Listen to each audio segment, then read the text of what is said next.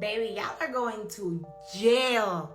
Remember in 2020, all the people that apparently have businesses at home doing hair, nails, lashes, knowing damn well y'all didn't know a thing about hair or nails?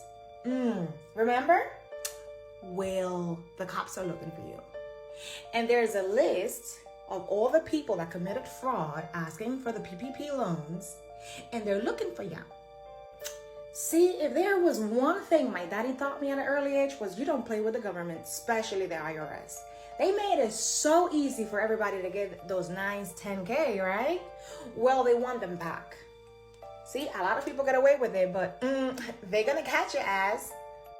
Now I'm forcibly put in a position where I have to be nosy. I don't want to be nosy, but I have to be nosy to go on the list, to go check everybody that I know if they're on the list, to just be like, hey, babe, you're going to jail. The cops are looking for you. Now, I'm not trying to freak anybody out, right? But in 2020, there was a lot of identity theft. So there is a possibility that a lot of names are on these lists when they didn't actually commit the crime. So if I were you, I would go on the list to just double check that your name is not there. Because quite frankly, it might be. All right. Hey, welcome to Working Class Rich. My name is Starsky Inspires. Hey, today we're talking about the PPP loan. But this is my part too. So we're talking about the forgiveness, that people who, they're forgiving it. You know what I'm saying? People who are getting off, like I said, is mixed feelings about this, is mixed opinions about this. I did a previous episode of this, a previous reaction where I was talking about the PPP loan, the warrant list, because when I found out about the PPP loan, it was not really a thing. It wasn't a buzz thing by the time I found it out, so I hate that I didn't have a business at the time, but we're going to look at, man, because this specific reaction is about really thinking as working class people, why do we let opportunities like this come into our proximity where we are, get our hands on it, and then we fumble it. Now, keep in mind, everybody didn't fumble this. Some people, they use this as a springboard, man, to get to the next level, and that's what I'm hoping for anybody that's tried it. But you always have those outliers, man, those, let me be gentle, but PPP loan forgiveness, man. There are people, man, you need to check the list. I went online to look to see was the list a real thing, and it's a real thing, and I hate that I don't have it with me right now, but we're going to get into this reaction, man, and we're going to listen from the perspective of people giving us the type of information to ask the question that, if the loan came back around, right, if we got a second shot at it, would we do better? Would we do the right thing? Or would we do what most working class people tend to do all the time? Is that get a great opportunity, spend the money, then lose it, rinse and repeat, So I don't want that to happen to as many of you who have basic common sense, who actually want to have something in life, So this PPP loan thing, man, it happened to a lot of people. A lot of people jumped on it, man. And so I'm not here to judge. What I'm trying to investigate is, what did people do? How did they go wrong? What was their mindset? And so I got people talking about that particular sector of thought, so we can really see, man, if we ever get an opportunity like this again, we got to do better, middle class, because we are staying where we are simply because opportunities show up. We get a chance to participate, but nothing comes out of it. And I'm hoping, man, that something is said in this video that really changes your mindset. Hey, so let's go. And yeah, I still think about that PPP loan. I still think about it because I didn't do it. I really thought I was gonna see a lot of y'all in the newspapers. I thought I was gonna see a lot of news articles. This is gonna be the biggest bust of history, mankind. I'm thinking I was gonna see all y'all being locked up, but yeah, ain't none of that happened, you know? Y'all still out here, you know, and if y'all did get caught, y'all probably only paid like a little, y'all got probably penalized, you know, for a couple $1,000, but you know, I could have used that 30K though. The PPP warrant list is real. They have a real page with my fucking name on it for $37,000. Not only $37,000, but also because I used my child's father's name to open up a bank account to get $18,000.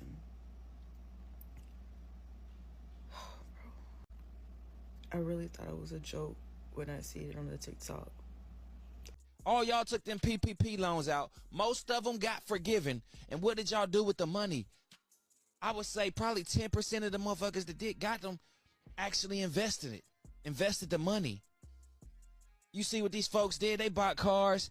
They got in houses that was that they could not afford. They even the EIDL, they was scamming on that, right? But I'm like, bro, y'all fell off after the PPP and the EIDL. Y'all don't even want to go to work. Y'all made too much money too fast. Y'all talking about reparations. That was your reparations. Seafood, boils, Jordans, jewelry, went to the club, smoked a whole lot, did all that BS. And then the money ran out, and now y'all don't know what to do. PPP loans showed us exactly what some folks do with money. I'm not going to just say black folks, because it's not really black folks, it's niggas, but you know, folks with that mindset, bruh, with that mindset, when y'all got that money, y'all fucked it up. To get $25,000 handed to you, probably 40, and y'all niggas go buying Beamers, Mercedes, and Range Rover, like all this shit. None of y'all invested anything. That was a down payment for a house or a chance to clean your credit up, or enough to just stash and try to repeat over it. Like, y'all niggas fucked that shit up. Y'all messed it up, dog. So here I am telling you, racism is not the reason. My FYP has been showing me videos of people that took out good PPP advice. loans in 2020, and they didn't have a business. And now there is a list of warrants for people that took out fraudulent loans. And these videos are people on here crying, saying that they didn't think that they would come get their money, or they didn't think anything would happen to them. And it's just sad. What happened to critical thinking? Why do we have like huge groups of people that think that they can just try to get thousands from banks and the government, and nothing's going to happen to them? The government's going to come get their money forever. If you ask me, they did this on purpose, knowing that a bunch of people would take out fraudulent loans, and it's a great way to fill up the prisons. Prison is a multi-billion-dollar industry. It is so shocking to me that people are shocked that there is an actual warrant list for the ones who did the PPP loan. I don't understand why everyone is so shocked and scared and frightened and crying and terrified when it's literally called a PPP loan. It was a loan. So it wasn't free money. You were going to eventually have to pay it back if you didn't have the proper paperwork for it to be forgiven. That was the whole point of it. It was supposed to be a loan, and if you had the right paperwork, some of that loan could have been forgiven. It wasn't free money. So I'm just so shocked. And it's the fact that most of the people who did the PPP thing, they went to Miami. They were going out. They were going on vacation. They were buying new cars, new bags. Like, they were splurging with a government loan. Why are you guys so surprised? So here's a question that I want to ask. How did, people fumble this opportunity? How did they fumble it, man? So listen to this advice. This is not just a reaction where we're looking at videos to see who's on the list and, oh man, I can't believe they was this dumb or stupid or what. Listen, we're not judging these people, because this PPP loan is literally a negative cycle that happens in the middle class all the time, man. We do not get it. We admire those people like Rockefeller, Vanderbilt, Warren Buffett, and different ones, Mark Zuckerberg, all these type of people. But if you look at their rise to success, it was based upon an opportunity, man. They captured an opportunity, man, and did the right things to really maximize and scale it. And all of a sudden, you got a Warren Buffett, you got a Facebook, you got a Google, man, because Google was an offshoot of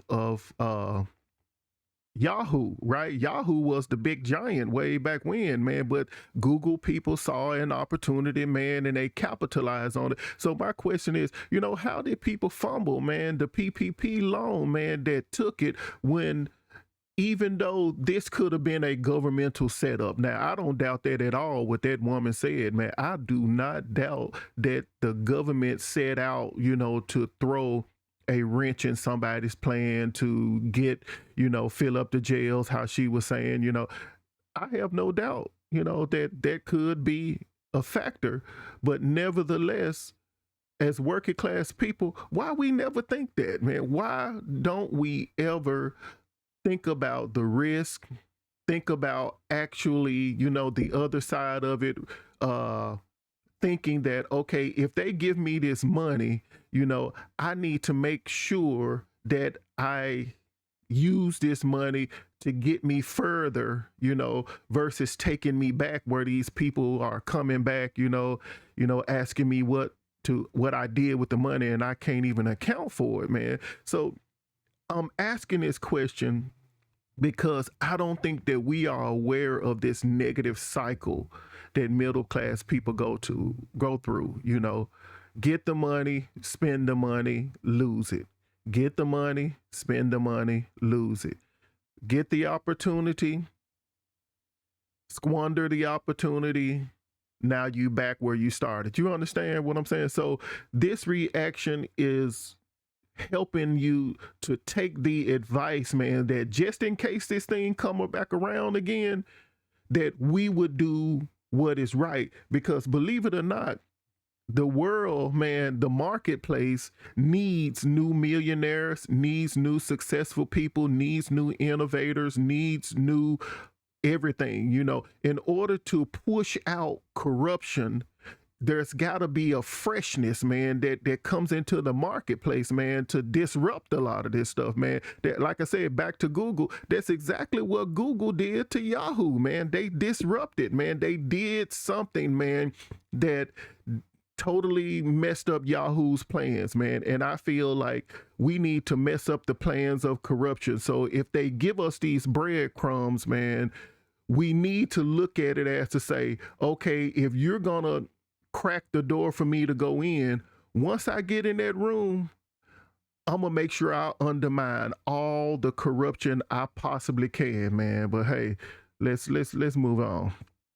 Our folks that went and got 60 racks, 100 racks with them PPP loans, shit, even if you got 20 or 30 and it was illegal, they just dropped the PPP warrant list for 2024. They coming to get y'all ass. For real. Thought you was low, thought it was safe. Nah.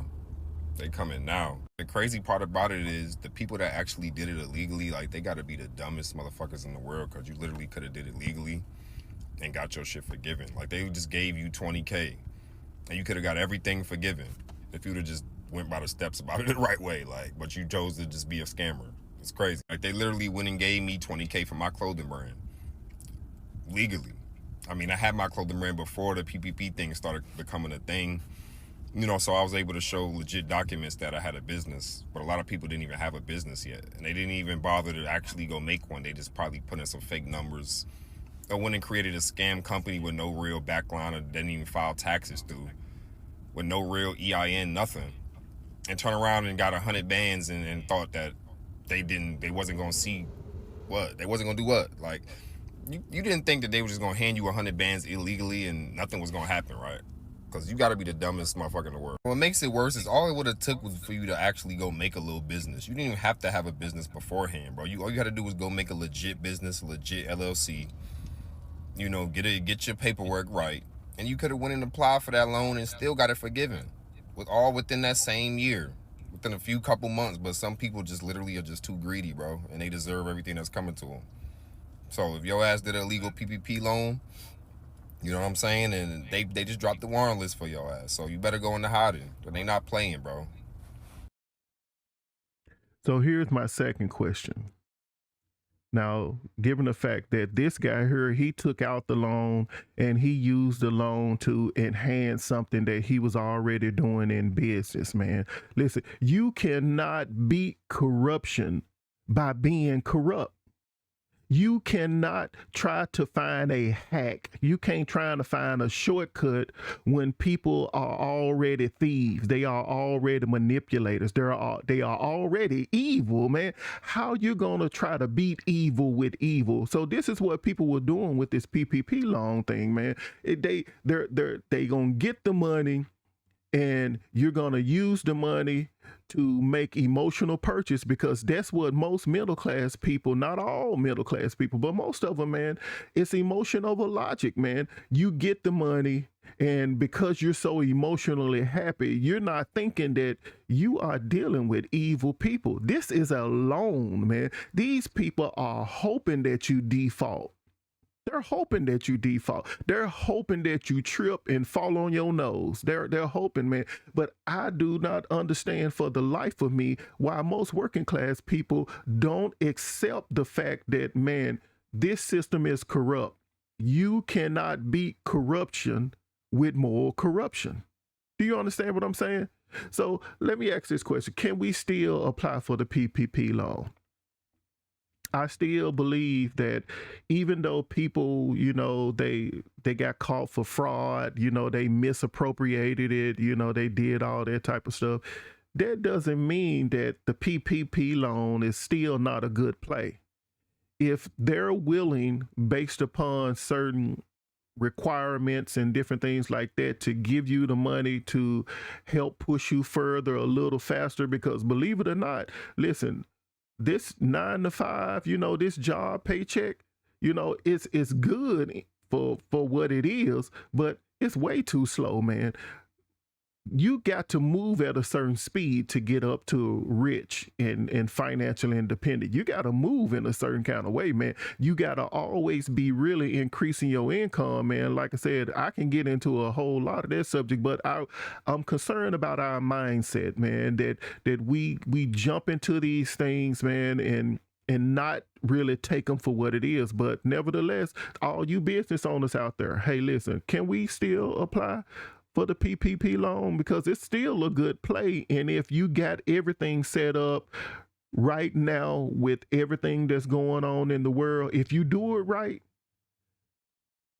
this can be a serious come up, man, if you do it right, man, because right now the world is just at this place, this bottleneck place, where if you see it right, I'm telling you, in certain sectors, oh man, you can practically take over. But nevertheless, let's keep going. Shit, they say PPP coming back. I don't know. Shit, I was being funny with the Texas, but if PPP back, baby, what do I sign up at? Like, I know I signed up on an excuse site and all, but Lord. And the only thing that I know that's gonna be a problem with that is that so many people got it like within the last few years, and they really ain't do right by it. So it's like people really gonna be hard up to give it out. Like I know you're gonna have to jump through 10 million obstacles to get the money, but I will find out these obstacles. I will. Mm-hmm. You go, girl. And when I find out, I will let you guys know, because Who said that people in bankruptcy can't apply for a PPP loan? Well, they were wrong. As of April 6th, the new SBA director says that as long as you're in discharge Chapter 7 or a confirmed 11, 12, or 13, you now can apply for the PPP. Listen up, those of you that are self-employed or a sole proprietor. There's been a major change to the rules of the PPP loan. This is potentially a game changer. In the past, the loan amount was based on your net income of your Schedule C, which is line 31. Right now, just this past Wednesday, SBA passed a new rule where you can use line 7, which is your gross income, to calculate your loan amount. This means that your business, even if it did not have a profit, you still qualify for the PPP loan and it's fully forgivable. So if you're like an Uber driver, Uber Eats, Postmates, DoorDash, or you do any other side gig and you're self-employed, you have to go and apply for this. This is basically like a third stimulus for you. Follow for all the latest updates on PPP and stimulus, and our firm assists with this. If you about this PPP and this All right, EIDL so loan. let me back up.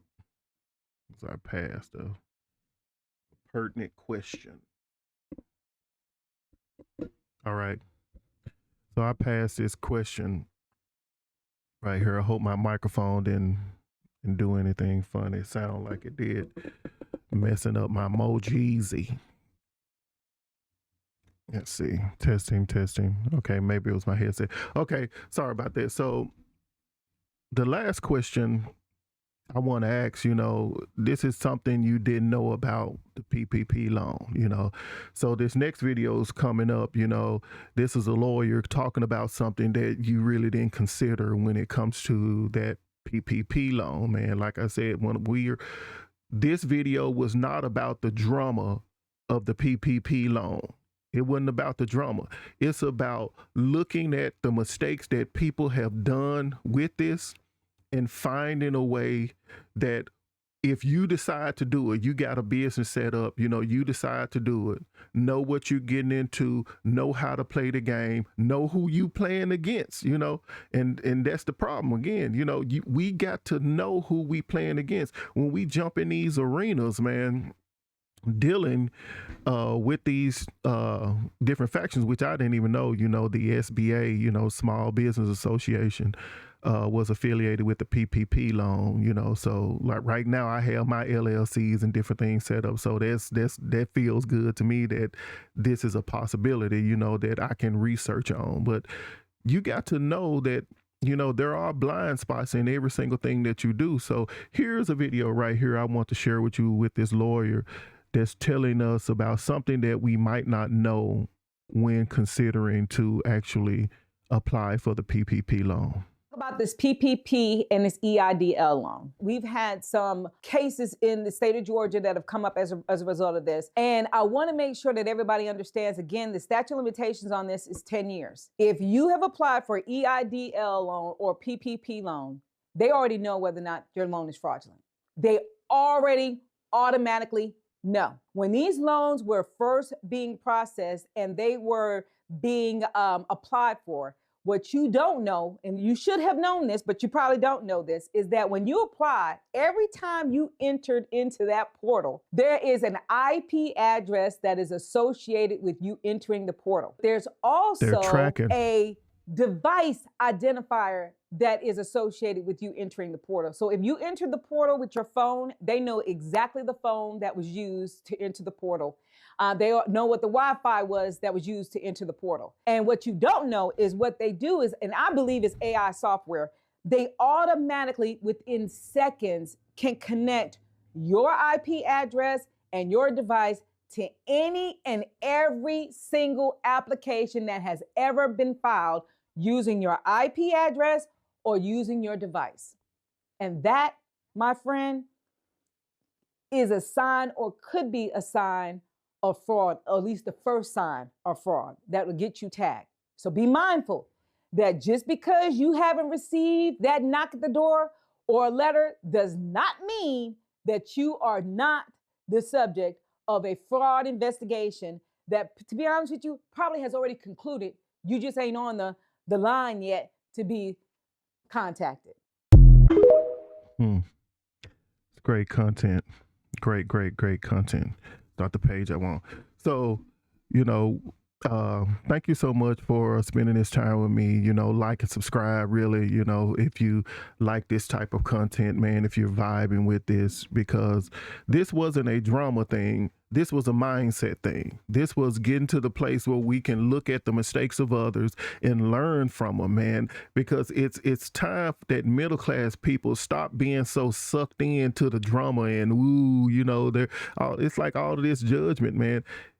Listen and try to get your life together. Do something better. You know, like I said, I sound lecturing every time, you know, where most people may take it like that, but I'm not. I'm your friend, you know, because I want the exact same thing that you want. You know, I'm so sick and tired of money being in the same hands, circulating through the same hands, circulating through the same pockets, man. We need to disrupt this stuff. But in order for us to disrupt it, we actually got to get up to that level, man. We can't deal with corruption on certain levels, man, where we are. You know what I'm saying? We got to move to higher ground. Do you understand? So listen, I hope you got something in this, man, that really triggered you, man, and really got you to thinking that, man, if an opportunity comes around, you know, I need to break the cycle of getting the opportunity, spending the opportunity, and then losing it, and then going back to, you know, square one. We don't want that no more, man. Here in Working Class Rich, man, I want you to think better than the rest, man, because see, it's about understanding, seeing the problem, man, and then once you see it correctly, man, just make the right actions, man. It's all as simple as that. Hey, I hope that you join me for my next episode. I'll see you later.